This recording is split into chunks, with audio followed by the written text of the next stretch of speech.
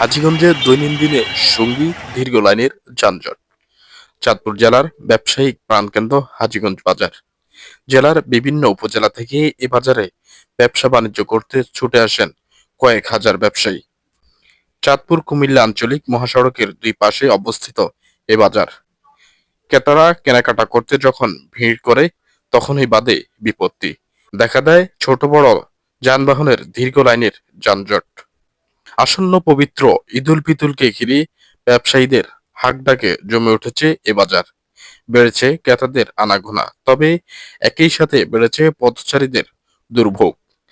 হাজীগঞ্জ পূর্ব বাজার থেকে পশ্চিম বাজার পায়ে হেঁটে 5 থেকে 8 মিনিটের দূরত্ব হলেও এখন সময় লাগছে 30 থেকে 40 মিনিট। তবে এই যানজট সৃষ্টির কারণ হিসেবে চাঁদপুর কুমিল্লা আঞ্চলিক মহাসড়কের দুই পাশের ফুটপাতের হকারদেরকেই দায়ী করছেন সাধারণ মানুষ। এদের দাবি, ফুটপাত দখলমুক্ত হলে যানজট কিছুটা হলেও নিরসন করা সম্ভব। বিগত বছরগুলোতে শুধুমাত্র পবিত্র মাহে রমজানে এই ফুটপাত দখলমুক্ত অভিযান করলেও ফ্যাসিস্ট সরকারের পতনের পর নড়েচড়ে বসেছে উপজেলা প্রশাসন। সড়ক ও জনপদ বিভাগের সম্পত্তি দখল করে দোকান নির্মাণ ও বাজারের ফুটপাত দখলমুক্ত করতে উপজেলা সহকারী কমিশনার ভূমি রিপাত জাহানের নেতৃত্বে একাধিক অভিযান পরিচালনা করা হয়। তবে অভিযানে কয়েক মিনিট পরেই আবারও দখল হয়ে যায় বাজারের ফুটপাত। তবে হাজীগঞ্জের বাইপাস সড়ক নির্মাণ হলে এই যানজট নিরসন হবে বলে মনে করেন উপজেলা সহকারী ভূমি কমিশনার রিপাত জাহান। জনগণের ভোগান্তি কমাতে ফুটপাত এবং রাস্তা হকারদের দখলমুক্ত করার জন্য আমাদের সম্মানিত জেলা প্রশাসক স্যার সবসময় আমাদেরকে নির্দেশনা দিচ্ছেন। স্যারের নির্দেশনা নিয়ে এবং ইউনো স্যারের সহযোগিতায় আমি উপজেলা প্রশাসনের পক্ষ থেকে অভিযান পরিচালনা করছি।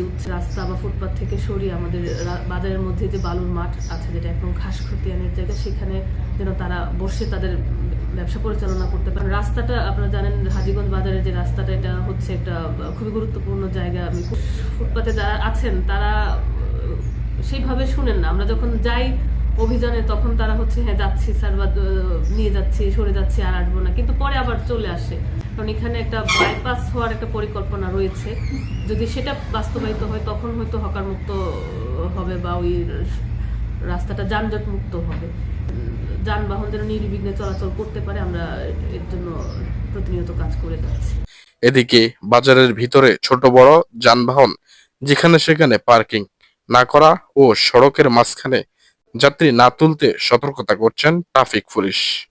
বাজারের যানজট নিয়ন্ত্রণে হাজীগঞ্জ পূর্ব বাজার থেকে পশ্চিম বাজার পর্যন্ত 7 সদস্যের ট্রাফিক পুলিশের পাশাপাশি 10ম রমজানের পর বাজার ব্যবসায়ী সমিতির পক্ষ থেকে 14 জন স্বেচ্ছাসেবক দেওয়া হয়েছে, যারা 2 শিফটে সকাল 9টা থেকে রাত 9টা পর্যন্ত দায়িত্ব পালন করেন।